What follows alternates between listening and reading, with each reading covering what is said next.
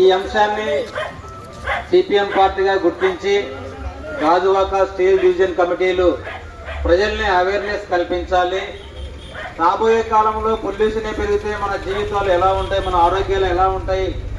కాబట్టి మన జీవితాలతో ఆడుకున్నటువంటి పాలకుల తాలూకా కుట్రలను కూడా తెలియజెప్పడానికి ఈ పాదయాత్ర చేయడం జరుగుతుంది.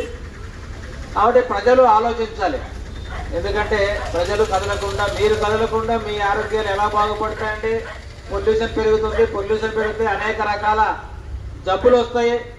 ఆ జబ్బులకి మన జీవితాలు అనేది సరిపోవు. కాబట్టి ఇలాంటి పరిస్థితుల్లో ఈ ప్రాంత ప్రజలు ఆలోచించి పెద్ద ఎత్తున సిపిఎం పార్టీ నిర్వహించే పాదయాత్రలో బహిరంగ సభలో పాల్గొనాలి.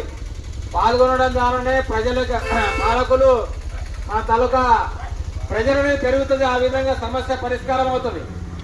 కాబట్టి రాబోయే కాలంలో ఈ ప్రాంత ప్రజలే కాదు, మొత్తము అన్ని ప్రాంతాల ప్రజలు ఆలోచించాల్సింది ఏంటంటే మన కష్టాలకు కన్నీళ్లకు కారణాలేంటి అంటే ఇవన్నిటికీ కారణం ఏంటి? ఒక పక్క స్టీల్ ప్లాంట్ అమ్మే చర్యలు వేగవంతమవుతున్నాయి.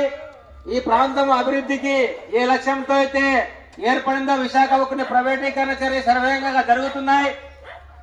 స్టీల్ ప్లాంట్ కి గనులు ఇవ్వకుండా మెటల్ స్టీల్ ప్లాంట్ గనులు ఇవ్వాలని మన రాష్ట్ర ఎంపీలు కలుస్తున్నారు. అంటే ఇలాంటి దుర్మార్గులనా మనం ఎన్నుకున్నది?